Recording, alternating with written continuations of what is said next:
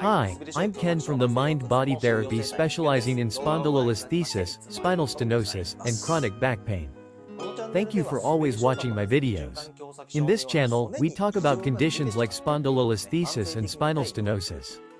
Chronic back pain where there are bone abnormalities. Even if doctors have suggested you might need surgery. Actually, you can manage a lot of it through self-care. Even if your pain is severe, like a 9 or 10 out of 10. Through proper self-care, you can reduce it to a 1 or 2. Some people even reach zero pain. Though getting to zero might be difficult. You can temporarily reach zero or get very close to it. And this is without surgery. It can be managed through self-care.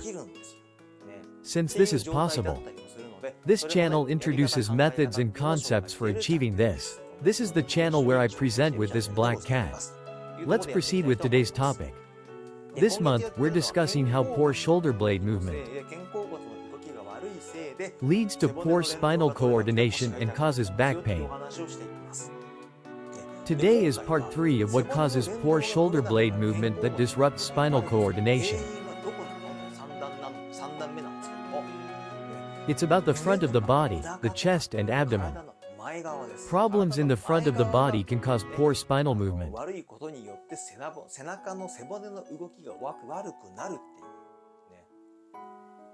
You might think, the front? Isn't it my lower back that hurts? Shouldn't it be about the back? If my back hurts, isn't my back the problem? What are you talking about? Many people might think this, but actually, muscles in the front of the body can cause poor spinal movement. We'll cover this in the first half. And in the second half, I'll show you how to treat these issues. So let's get started. First, let's discuss the mechanism. How tightness in the front of the body affects spinal movement. As we've been discussing all month, poor shoulder blade movement leads to poor spinal movement. The chest muscles are the first thing that restricts shoulder blade movement. You might wonder what these chest muscles are. Here's your collarbone. Behind the collarbone is the pectoralis minor muscle, which attaches like this. You've probably heard of the pectoralis major. That's the outermost chest muscle. Inside that is the pectoralis minor, which attaches from this area of the shoulder in this way.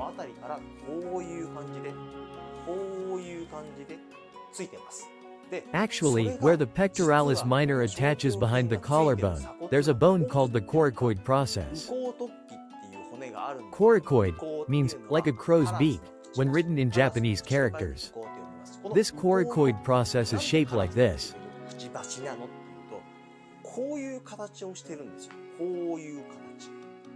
The pectoralis minor attaches here, and this coracoid process is actually part of the shoulder blade. It's the scapula.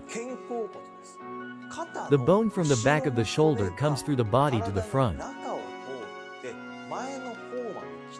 And the pectoralis minor attaches there and pulls it toward the front of the chest. So what happens then? Since part of the shoulder blade is being pulled forward, it can't move properly. What happens when the shoulder blade can't move? We've been talking about this. When the shoulder blade can't move, it affects spinal movement, disrupting spinal coordination. So chest muscles in the front cause spinal immobility, which leads to back pain. So first, let's work on loosening these muscles. Then, there's the abdomen. The abdominal muscles. Naturally, they're connected to the chest muscles, and the abdominal area is like this. Because of this, the inner abdominal muscles, commonly known as the iliopsoas, which is the collective name for the PSOs minor, PSOs major, and iliacus muscles. Don't worry about remembering these names. These muscles attach to the deep part of the spine, specifically to the lumbar vertebrae. They attach to the lumbar bones, run through the pelvis, along its sides, and connect to the legs. We talked about this before, but these muscles pull on the spine. When the spine is pulled, if only this area is tight, the spine from the neck too, the lower back can distribute the tension through its natural curve. However, with poor posture or tight chest muscles restricting thoracic movement, only this area gets pulled, forcing the lower back to arch and causing pain,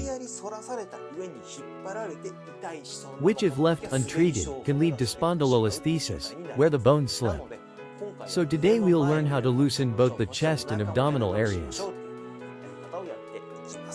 Do you understand the mechanism so far? Now, let's look at how to care for these areas based on this mechanism. Okay, Mutaro, please move aside. Oh, I might get bitten. Ouch, ouch, ouch. Let's start with these chest muscles in the front. And earlier, the coracoid process is attached here. Find your collarbone, notice how it curves like this. Feel this curved area. Go down from there where the collarbone ends. There's a slight depression where the bone drops off. Gently press this area and extend your right arm to the side.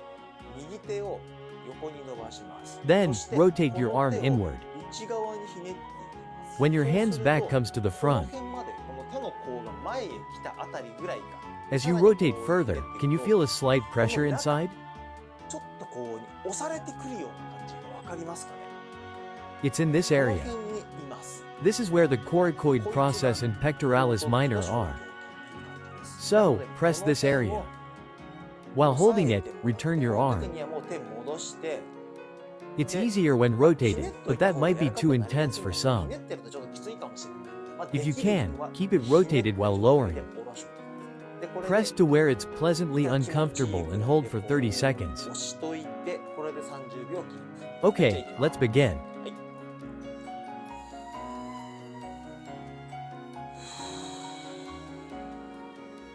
Deep breathing is extremely important.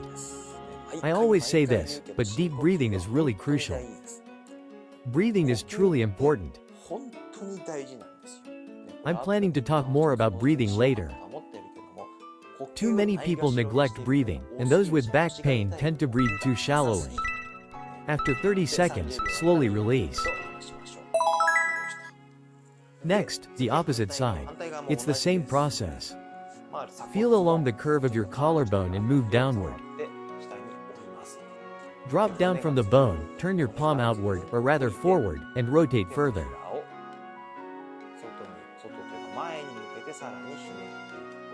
If you can't feel the movement inside, it's around this area, so you can press here. Relax and hold the pressure gently for 30 seconds. Okay.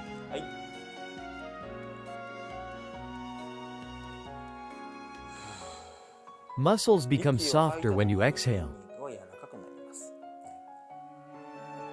So be conscious of this, and as you exhale,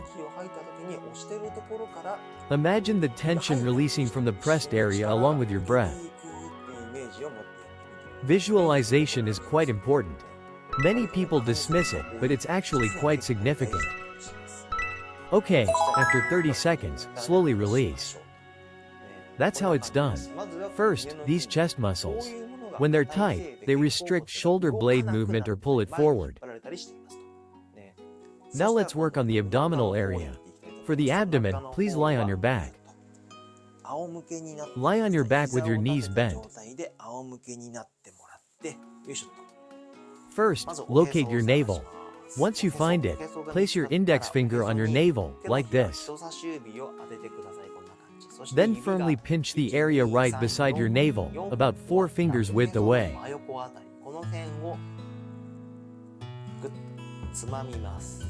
Let's do both sides at once. Pinch both sides together. In this position, hold for 30 seconds. Okay, let's begin. While taking deep breaths.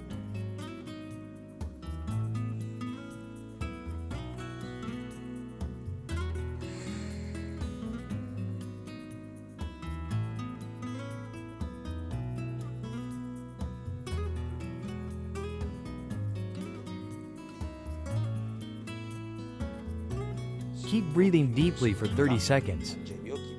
Okay, has it been 30 seconds? How's it going? After 30 seconds, slowly release. Try doing this exercise. This will help loosen both your abdomen and chest, gradually reducing the pulling forces on your body. Doing this will reduce the stress on your spine. With proper spinal coordination and reduced stress, your back pain should significantly improve. Make sure to do these exercises regularly. It's very important. Yes, the pain is definitely in your back, but the cause rarely exists where the pain is. In fact, it's better to assume it almost never does. Especially with conditions like spondylolisthesis, where bones are slipping. People tend to think and are often told that the bone is the cause. True, the immediate pain comes from the slipped bone pressing on nerves. Yes, that's the immediate cause. But, did your hospital explain why this happened in the first place? Probably not. Understanding why it happened is extremely important, but they don't explain that to you. And why does this happen? It's because of posture and how we use our body, right? Because we maintain the same posture and movement patterns, the bones get pulled and slip out of place. Even when the bone slips, they say it hurts because it's pressing on nerves, but nerves are actually well protected. They're protected by fat, so bone contact, alone, wouldn't cause pain. You might think, but it does hurt. However, it hurts because the muscles are tight and pulling everything. So if we can just relax these tightly pulling muscles, the pain will significantly improve. Even though the bone has slipped and hasn't returned. Even though it hasn't gone back. You can eliminate the pain even with the bone still displaced. So the message is to practice regularly and keep your muscles relaxed. If your muscles are relaxed, even with some bone displacement, the condition becomes much more manageable when muscles are loose. However, since the bone displacement remains, remember that if you let muscles get tight and pull again, the pain will return. That's why I say self-care and stretching are something you need to do for life, until you die. Actually, I say you should die while doing them. Keep this in mind, and with that, we'll end today's session here. Thank you as always for watching this video.